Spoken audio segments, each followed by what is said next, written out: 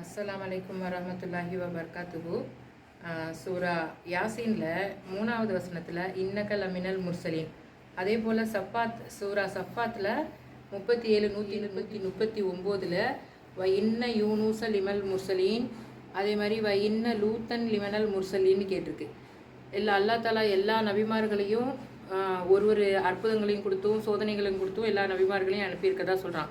ஆனால் சில நபிமார்களை மட்டும் முர்சலீன்கள்னு சில சூறாக்கள்லாம் சொல்லியிருக்கானே, அது இதில் என்ன வித்தியாசப்படுதுன்னு எனக்கு தெரியல. அது கொஞ்சம் தெளிவாக சொல்ல முடியுமா? அந்த முர்சல்கள்னால் என்ன, அவர்கள் யார், எப்படிப்பட்ட விஷயங்களை நமக்கு சொல்லியிருக்காங்க அப்படிங்கிறது கொஞ்சம் தெளிவாக சொல்லுங்கள்.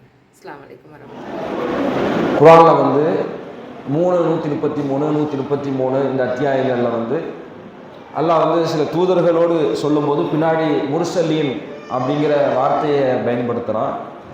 இந்த முர்சலீன்னு பயன்படுத்தப்படக்கூடிய இந்த வார்த்தை குர்ஆனில் இதையெல்லாம் வச்சுக்கிட்டு சிலர் என்ன சொல்கிறாங்க அப்படின்னா, தூதர் ரசூல் என்பது வேறு, நபி என்பது வேறு. நபி அப்படின்னா அவங்க வேதம் கொடுக்கப்பட்டவங்க, ரசூல் அப்படிங்கிறவங்க அது வேதம் கொடுக்கப்பட்டவங்கள வரமாட்டாங்க அப்படிங்கிற என்ன செய்கிறாங்கன்னா பிரித்து சொல்கிறாங்க.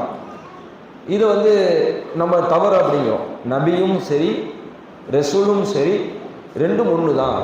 இரண்டு ஒரே பொருளை தரக்கூடிய இருவேறு வார்த்தைகள், ஒரே அர்த்தம் தான், இருவேறு வார்த்தைகள்.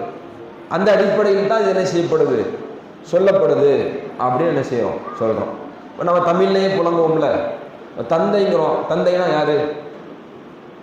பெற்றெடுத்தவங்க தந்தை. அத்தாங்கிறாங்க, அத்தான்னா அப்பாங்கிறாங்க, அப்பான்னா பெற்றெடுத்தவங்களாம் அப்பாங்கிறாங்க. இப்போ கான்செப்ட் ஒன்று, ஒரு ஆளை தான் குறிக்குது. ஆனால் ரெண்டு வார்த்தையை என்ன செய்வோம் பயன்படுத்தும். இது தமிழ் மொழியிலையும் சரி எல்லா மொழியிலையும் சரி இப்படி ரெண்டு வார்த்தைகளை கொண்டு அழைக்கக்கூடிய பழக்கம் அப்படிங்கிறது என்ன செய்யுது, இருக்கத்தான் செய்யுது.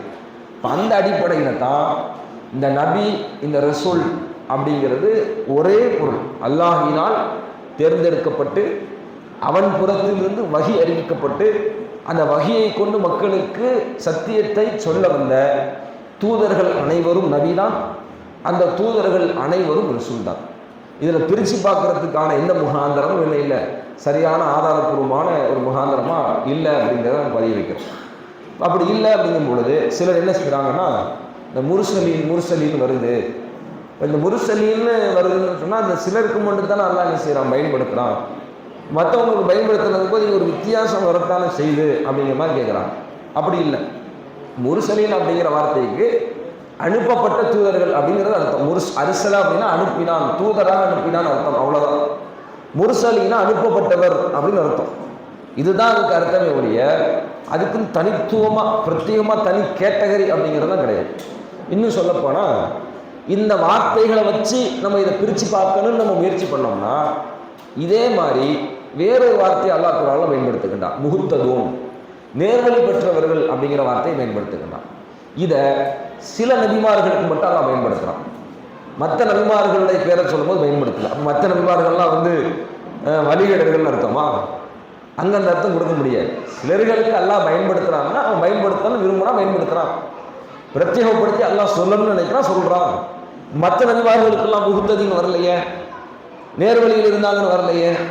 அப்போ மற்ற நபிமார்கள்லாம் நேர்வழிக்கு இல்லாமல் மற்ற வழியில் உள்ளவங்க நாங்கள் பொருள் கொடுப்போம், எல்லோரும் நேர்வழியில் இருந்தவங்க தான். அப்போ இங்கே மட்டும் முஹ்ததீன் பயன்படுத்துகிறாங்கன்னா அல்லாஹ் பயன்படுத்தணும்னு இந்த இடத்துல என்ன செஞ்சிருக்கிறான், நாடி இருக்கிறான், பயன்படுத்துகிறான் அப்படிங்கிறதான் பொருள்படுமே ஒழிய அதை தாண்டி இதுக்கு தனியாக பிரத்யேகமாக பிரித்து பார்க்கணுங்கிறதுக்கு முகாந்திரம் என்ன இல்லை.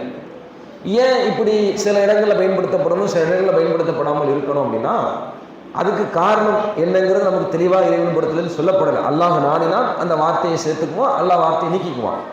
ஆனால் வேறொரு கோணத்தில் நம்ம பார்க்க முடியும். எப்படின்னா அல்லாஹ் ரப்பல் ஆலமீன் இந்த திருமறை குர்ஆனை ஓசை நடையில் தான் இறக்குகிறார்.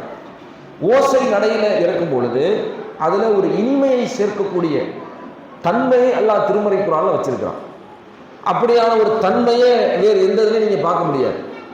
சுருக்கமாகவும் அடுக்கு மொழியிலையும் அழகிய அர்த்தத்தையும் ஆழமான கருத்தையும் உள்ளார்ந்த சிந்தனையையும் பல சட்டங்களையும் சிந்தனை பூர்வமான தகவல்களையும் உள்ளடக்கிய விதத்தில் திருமறை குர்ஆனுடைய வசனங்கள் எல்லாம் வச்சிருக்கிறான். இப்போ அந்த அடிப்படையில் சில இடங்களில் பார்த்தீங்கன்னா நெடிலே எல்லாம் முடிப்பான். நெடிலே என்ன செய்யும், ஒரு 4 வசனம் அப்படி நெடிலே வரும். சப்பிஹ் இஸ்ம ரப்பிக்கல் அலா, அல்லதி ஹலக ஃபஸவ்வா அப்படின்னு சா சா ஆனே முடியும். ஏன் ஆன்னு முடியுது? ஆன்னு முடியுறதுனால இது வித்தியாசம் இதில் இருக்கா? ஒன்றும் கிடையாது. அல்லாஹ் ஓசை நடைக்கு முக்கியத்துவம் கொடுத்துருக்கான். இந்த இடத்துல இந்த வார்த்தை போட்டால் அந்த ஓசை நடைக்கு சரியாக இருக்கும் அப்படிங்கிற அடிப்படையில் திருமறை குர்ஆனுடைய வசனங்கள் இறக்கியறப்பட்டிருக்கு. அந்த அடிப்படையில் ஒரு காரணமாக என்ன செய்யலாம் இருக்கலாமே வழிய இதை தனித்துவப்படுத்தி பிரித்து பார்க்கறதுக்கான முகாந்திரங்களோ ஆதாரங்களோ குர்ஆன்லையும் ஹதீஸ்லையும் கிடையாது. அதை நம்ம விளங்கிக் கொள்ளணும் அப்படிங்கிறது இதுக்கான பதிலாக சொல்லுங்கள்.